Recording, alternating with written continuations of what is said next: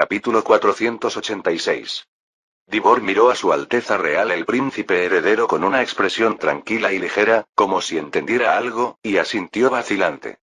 Sí, Alteza, a las 3 todavía tenemos que escuchar el caso de malversación de fondos del barón Astunodi.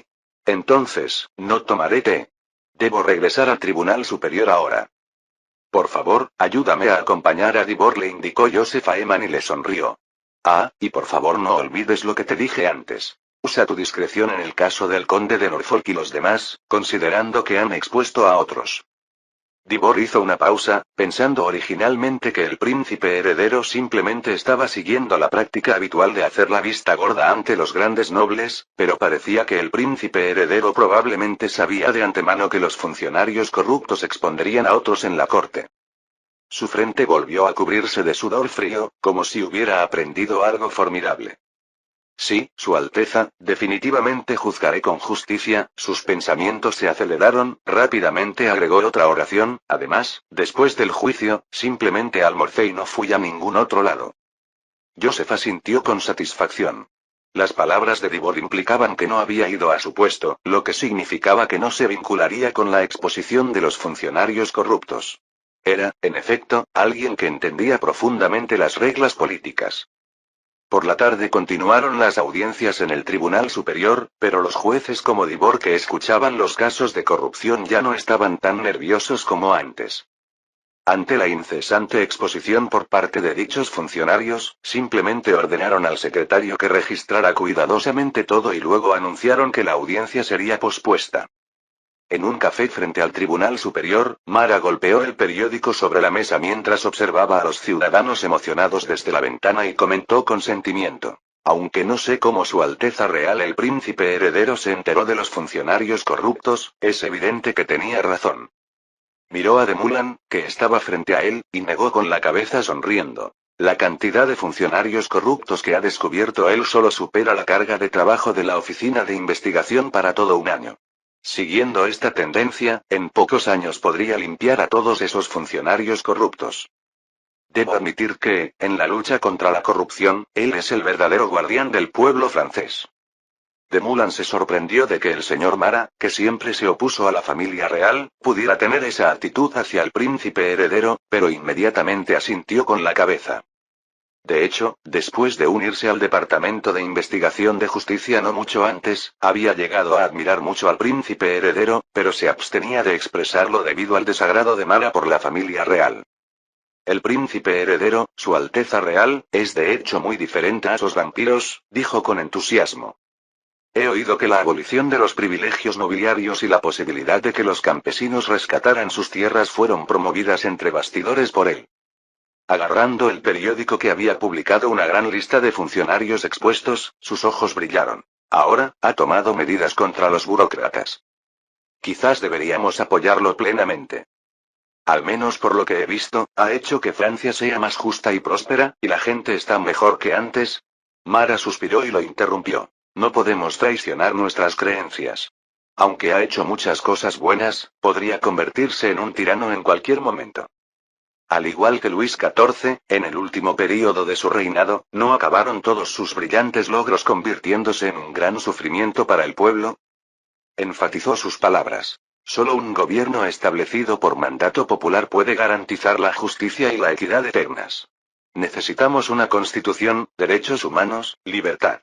No depender de la caridad de un rey o de su hijo. Al oír esto, De Mulan se puso de pie emocionado y dijo en voz alta. Porque, cuando nos enfrentamos a una situación perfecta, debemos destruirla debido a alguna teoría.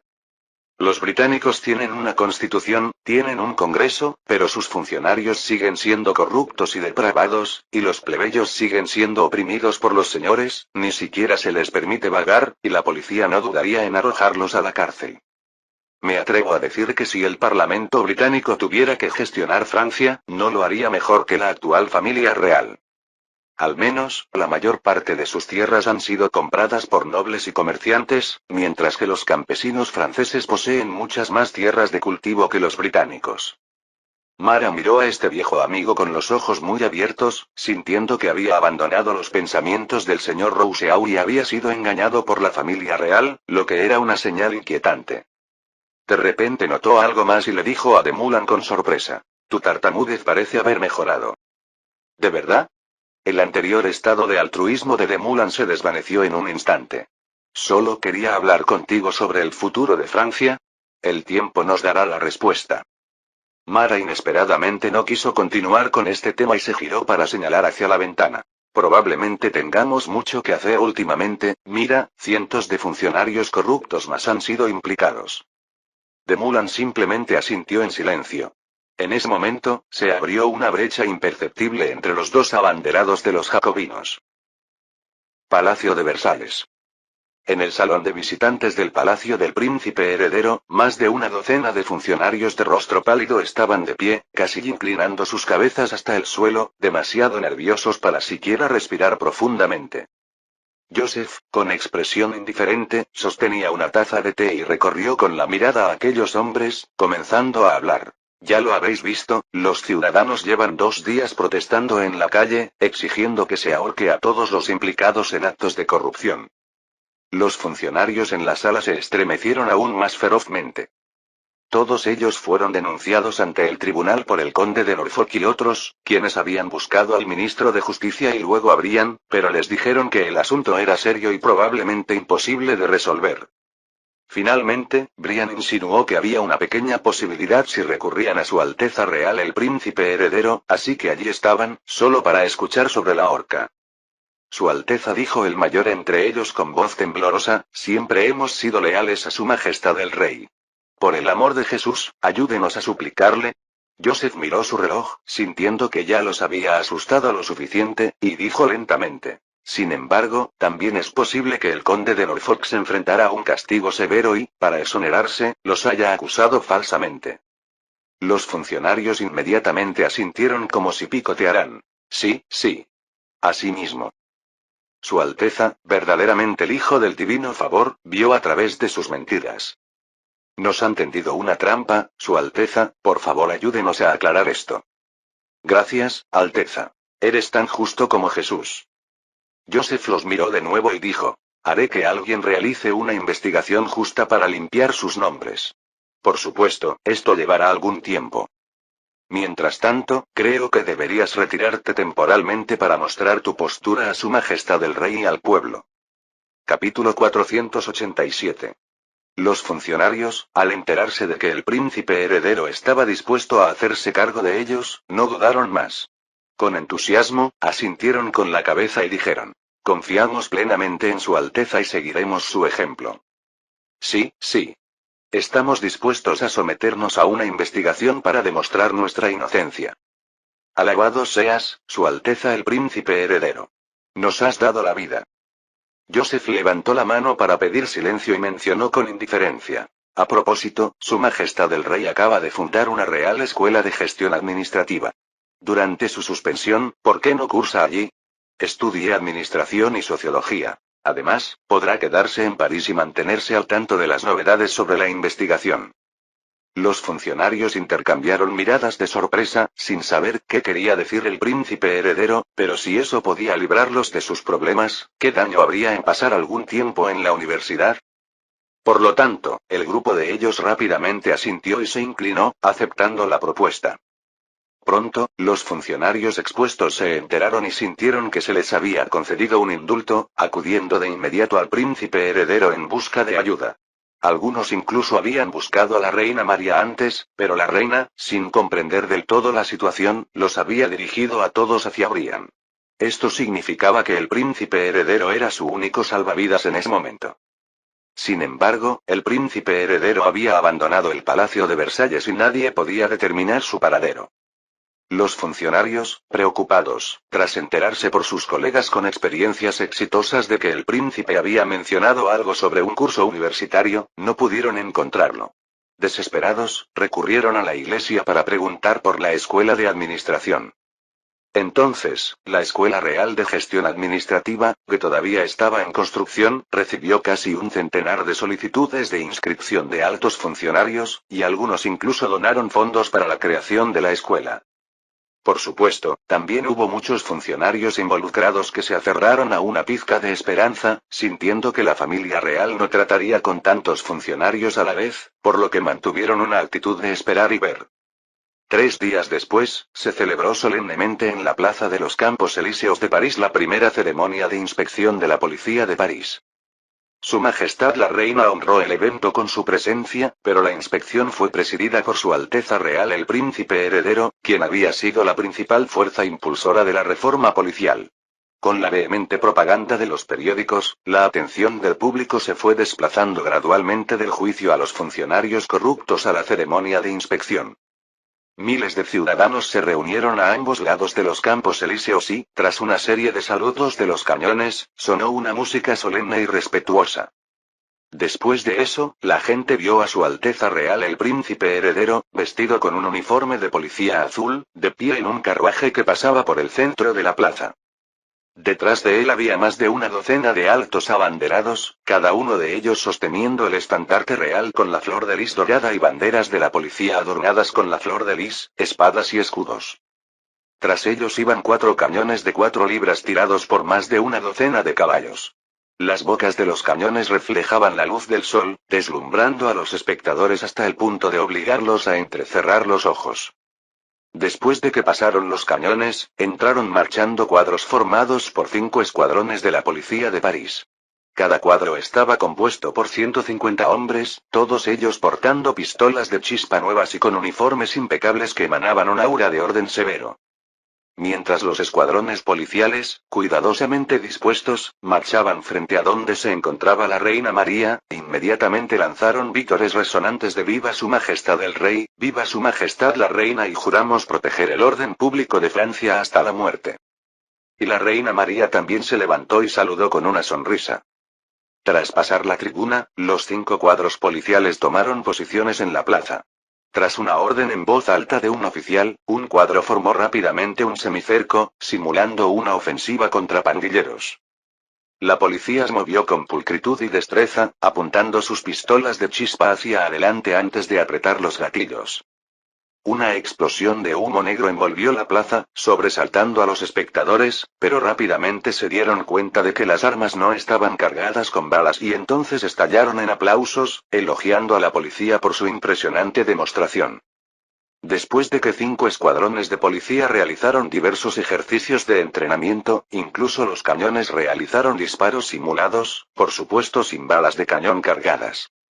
Los 500 o 600 nobles sentados en las gradas, escuchando el rugido ensordecedor de los cañones, guardaron silencio. Muchos de ellos eran funcionarios implicados en el caso de corrupción, y ahora, al observar las diversas demostraciones de fuerza policial, no pudieron evitar una oleada de pensamientos.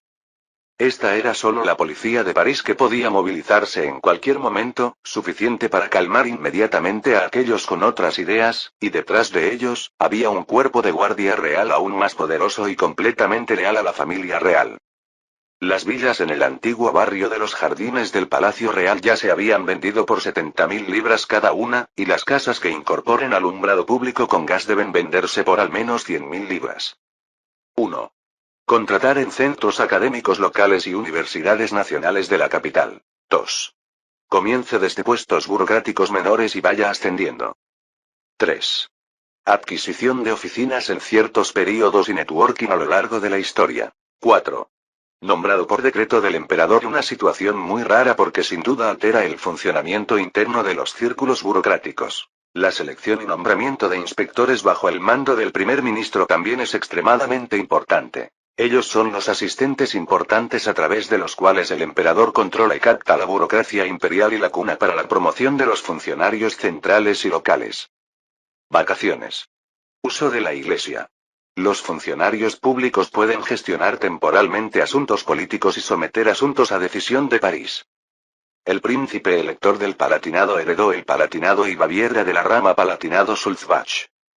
Fulco. Bartolomeo. Los británicos han acordado vender a Paul, lo que confirma la posibilidad de que éste huya. Chalmers estaba furioso y dispuesto a invertir en candidatos electorales como Girolamo, pasando por alto a Paul. El levantamiento en Cargese fue cancelado urgentemente por un agente doble, solo para descubrir que un gran contingente de tropas francesas había sido emboscado con antelación. Debió haber sido Paul quien lo filtró. Corrieron rumores de que Paul había cometido una violación, lo que derrumbó su imagen personal. Sobornado, el asistente de Paul encontró en la habitación de Paul todo el entramado de comunicaciones con el gobierno franco-holandés, confirmando la compra de billetes a Estados Unidos. Inesperadamente, los disturbios causados por Perna facilitaron la retirada fluida de las tropas. Dada su contribución, no sería excesivo condecorarla. El banquero judío Blair Hilde. Subordinado de Rothschild. Francia. En la década de 1790, Bill Leon Foult fundó su propio negocio bancario. Su hijo, Achille Foult, fue ministro de Finanzas del reinado de Napoleón III. La familia Goldschmidt mantenía estrechos vínculos con la familia Bischofsheim de Maguncia y gestionaba el banco Bischofsheim, Goldschmidt y Thiel junto con una de las familias más adineradas de Mónaco, los Bartolomeo. El banco se fusionó en 1863, convirtiéndose en el precursor de BNP Paribas Credit Mobilier de Francia. Inglaterra. La familia Goldmede es originaria de Aaron Goldsmith, cuyos dos hijos, Benjamin y Abraham, fundaron juntos un negocio de corretaje de letras en Londres en 1777. Capítulo 488. Adyacente a las provincias orientales de París, Reims. El vizconde Durand, el supervisor del mercado, observó a cientos de imponentes oficiales de policía marchar frente a él con pasos perfectamente sincronizados y no pudo evitar sentirse solemne por dentro. Recordó vívidamente que hace apenas un año, en Reims era casi imposible distinguir a la policía de los matones callejeros, y ni hablar de verlos marchar al unísono. Era difícil incluso conseguir que se pusieran de pie. Además, estos policías estaban bien pagados, eran altamente disciplinados y estaban bajo el mando directo de la jefatura de policía, no sujetos al control del ayuntamiento. Suspiró internamente al darse cuenta de que la policía ya no estaba bajo el control de la nobleza. En un principio, Joseph quería organizar en Reims un desfile policial como el de París, pero la formación de la policía local era algo deficiente y la jefatura de policía dijo que necesitaban un mes de preparación para apenas cumplir con sus exigencias. Así, tuvo que cambiar la inspección a una procesión policial por la ciudad, pero no esperaba que con un gran número de ciudadanos siguiendo y observando, finalmente se convirtió en un desfile masivo que involucró a miles de personas, y el impulso no fue mucho menor que el de París. ¿Oyes? Un funcionario de pómulos prominentes, vestido con un abrigo largo negro, se acercó de repente al barón Durand y le dio un codazo, susurrando misteriosamente. El conde de Norfolk y su gente desenmascararon a otros funcionarios en el tribunal gracias a la coacción de la agencia de inteligencia. El rostro del vizconde Durand cambió drásticamente y se frotó las orejas con movimientos exagerados, alzando la voz. Barón Chevalier, el tamborileo está demasiado fuerte. ¿Qué dijo? No lo entendí bien. Yo dije. Cuando Chevalier estaba a punto de repetirlo, Durand ya se había dado la vuelta para saludar a un hombre de mediana edad. Señor Gerald, ¿cuánto tiempo sin vernos? Usted también está aquí.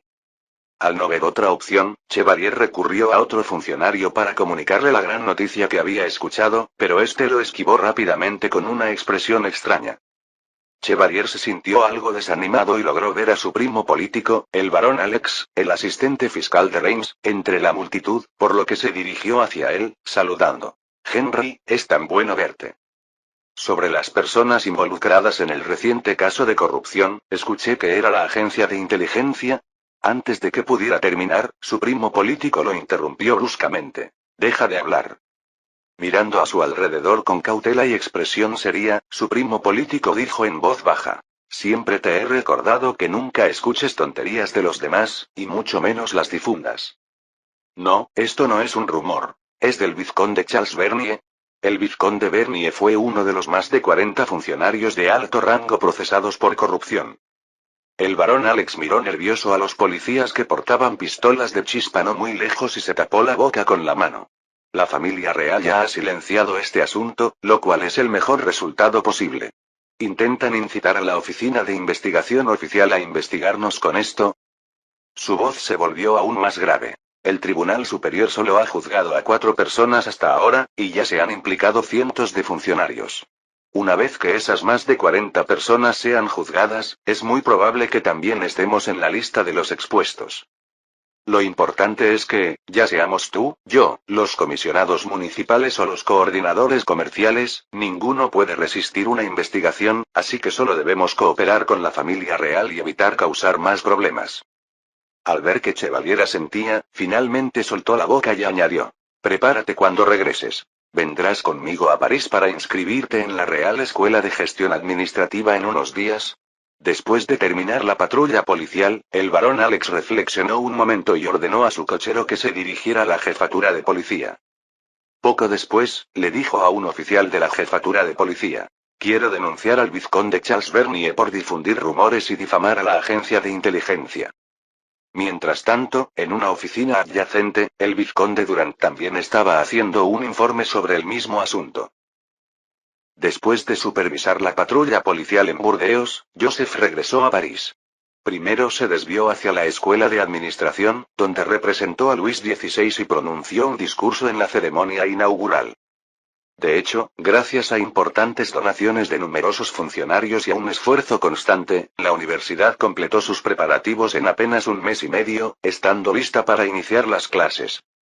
La primera promoción de estudiantes contó con más de 600 personas, superando ampliamente el número previsto inicialmente. Además, para asistir a las primeras clases, era necesario buscar favores de la Iglesia, pues todavía había miles de funcionarios esperando ansiosamente en la fila. Al salir de la escuela, Joseph vio un cartel de se alquila en una casa del otro lado de la calle. El alquiler llegaba a costar 40 francos al mes. Esto era casi el salario mensual de un funcionario público común y corriente. Se dio una palmada en la frente, lamentando no haber pensado antes en un proyecto inmobiliario tan lucrativo. Se trataba de una vivienda de primer nivel en un distrito escolar. Vender una casa por 20 o 30 mil francos no supondría ningún problema. Al fin y al cabo, serían funcionarios mudándose allí, y sin duda podrían permitírselo.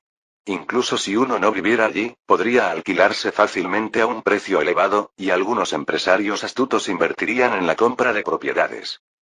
Si se construyera aquí un nuevo barrio, podría ganar por lo menos decenas de millones de francos.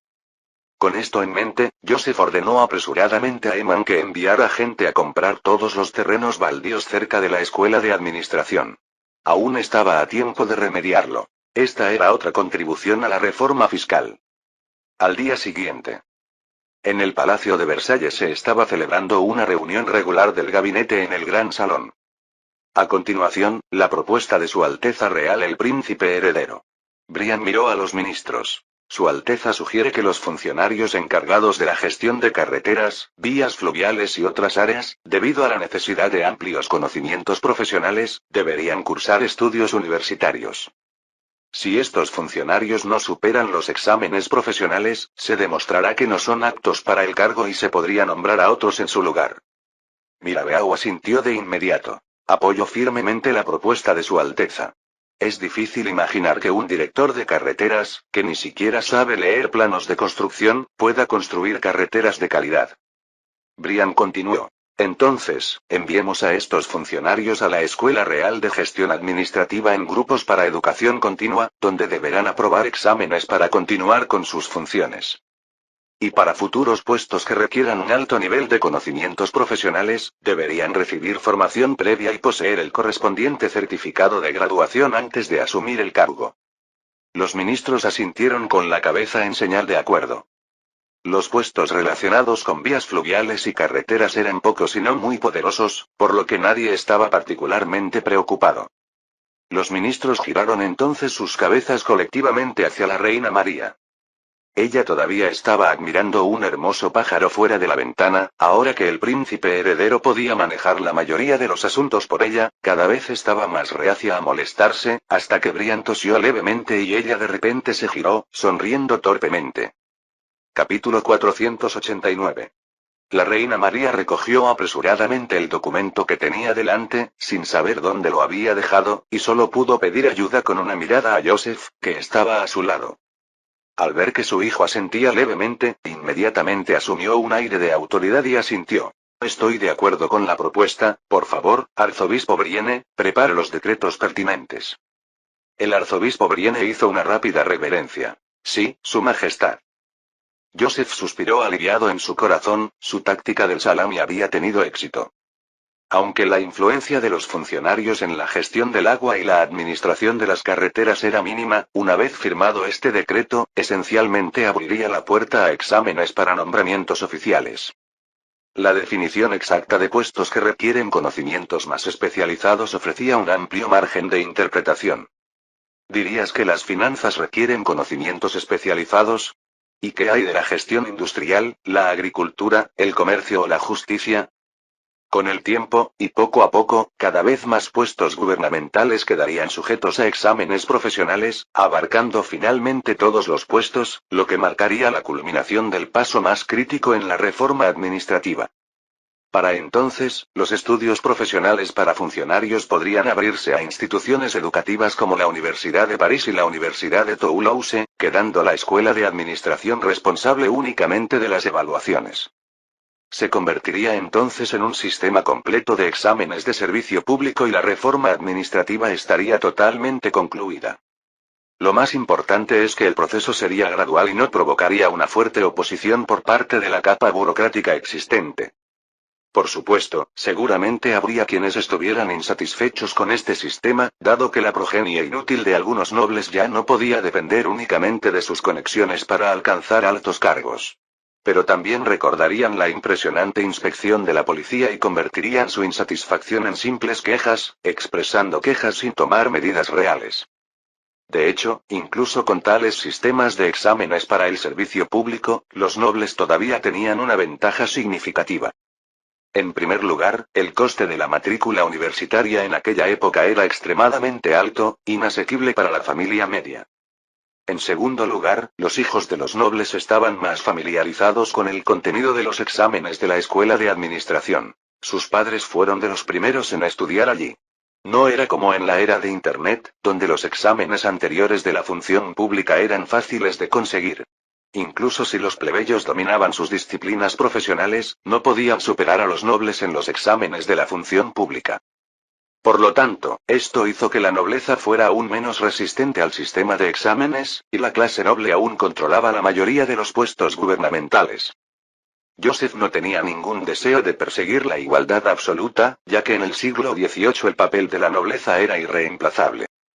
Luego, el arzobispo Brienne continuó. La siguiente propuesta, Su Alteza Real el Príncipe Heredero sugiere la creación de una institución administrativa auxiliar, como sistema de respaldo para los principales departamentos administrativos en caso de incidentes inesperados, listo para asumir la gestión de inmediato.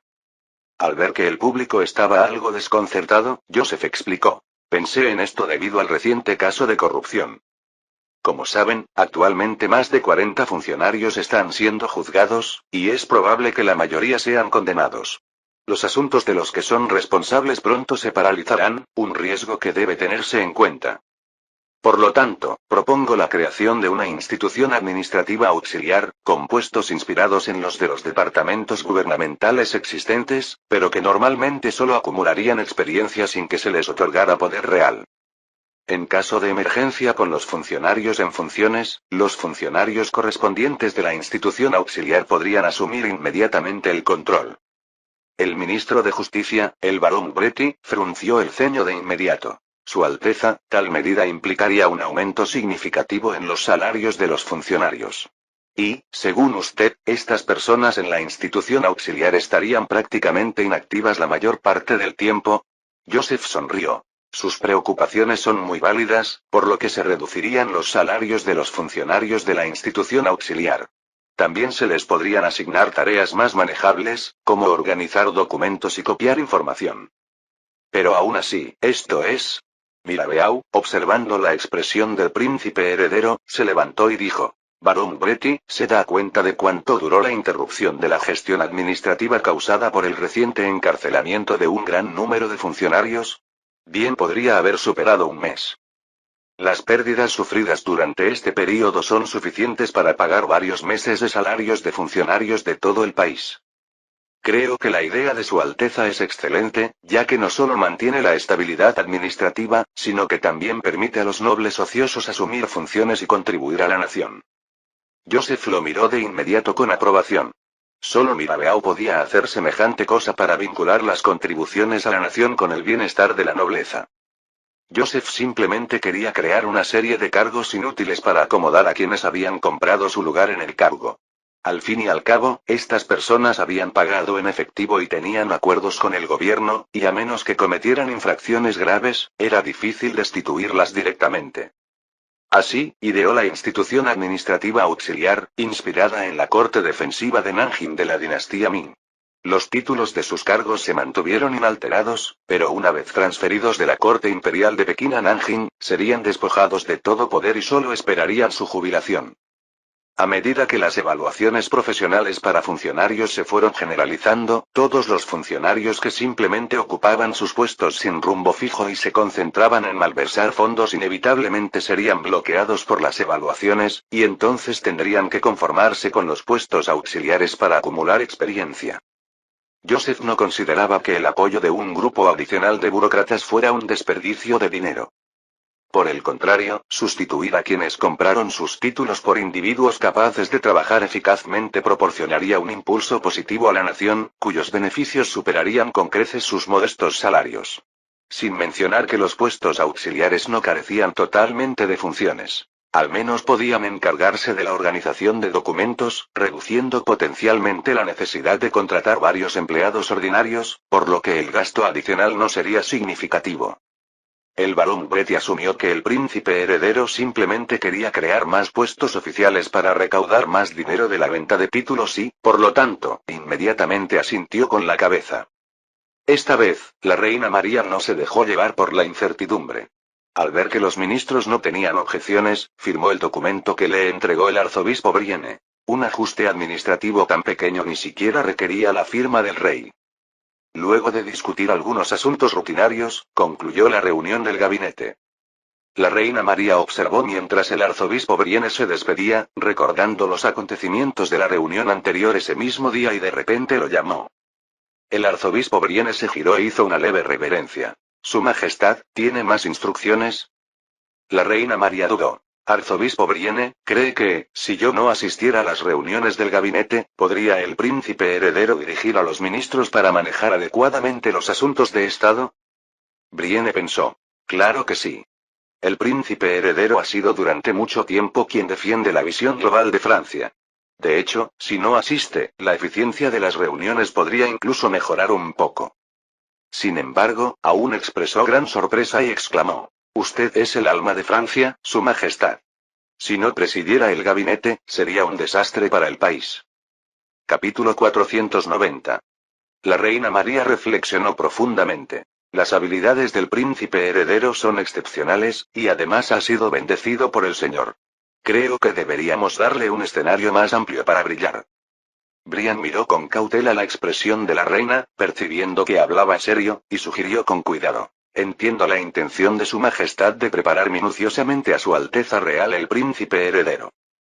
Quizás puedas dejar que el príncipe presida algunas reuniones del gabinete primero, con tu guía a su lado. Esto debería garantizar que nada salga mal. Al oír esto, la reina María finalmente tomó una decisión. Ya que usted también lo piensa, entonces deje que el príncipe heredero presida la próxima reunión del gabinete. Después de pronunciar esas palabras, de repente sintió una ola de alivio que la invadió, similar al momento de relajación y comodidad cuando regresó a su dormitorio después de un baile que duró toda la noche y se quitó el corsé ajustado y los zapatos rígidos. Brian también respiró aliviado y rápidamente hizo una profunda reverencia. Como desee, Su Majestad.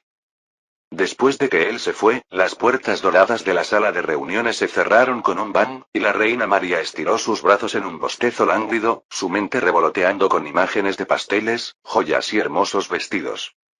Por favor, pídele a Cecilian que me haga un pastel de menta y cacao, dijo con una sonrisa mientras se ponía de pie, dando instrucciones a su doncella de Breninac, y luego murmuró para sí misma. Seguro que Joseph se encargará de todo. 3 de junio de 1790.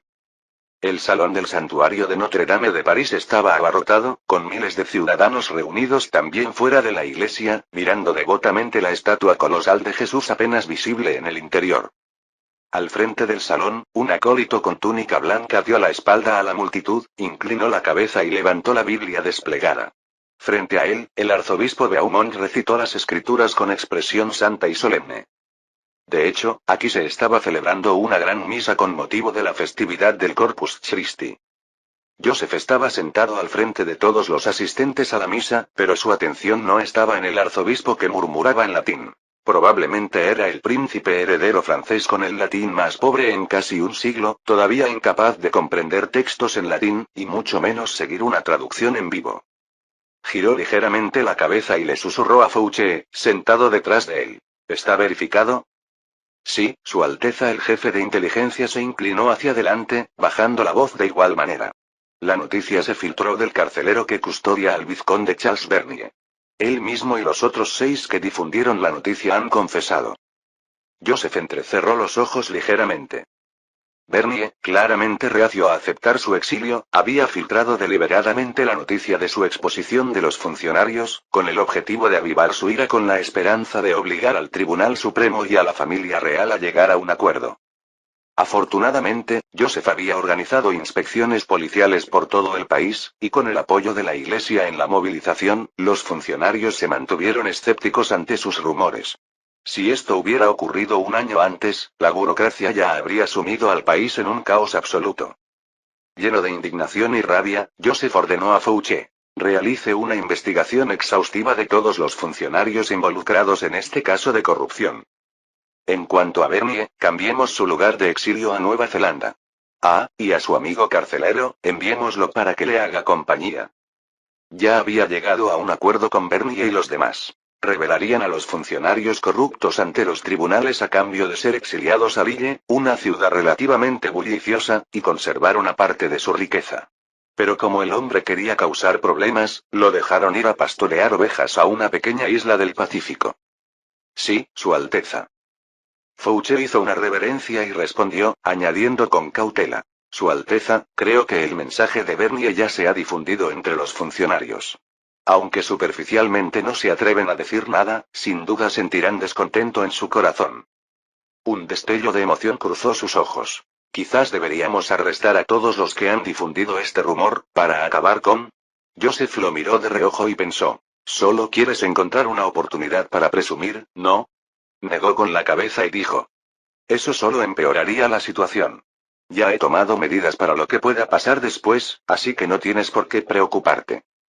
Tras este incidente, había establecido preliminarmente un plan de reforma administrativa. Dado que la clase burocrática había aceptado la realidad, debía ser estabilizada. Una bofetada seguida de un dulce es siempre el mejor modelo de gestión. Según el plan de Joseph, se anunció entonces que una parte de los plebeyos serían admitidos en la escuela de administración, lo que reduciría significativamente los impuestos de oficina y aumentaría los salarios de los funcionarios. Sí, pretendía aumentar los ingresos de los funcionarios. Porque, tal como estaban las cosas, los ingresos legítimos de los funcionarios franceses eran, en efecto, muy bajos. Todo esto se originó a partir de la práctica de los reyes anteriores de Francia de tratar el sistema burocrático como un negocio. Como era un negocio, tenía que haber ganancias. Así, los precios de adquisición de un despacho eran altísimos. Cualquier puesto de ligero poder costaba decenas de miles de francos, y un despacho a nivel municipal comenzaba a partir de 30.000 francos.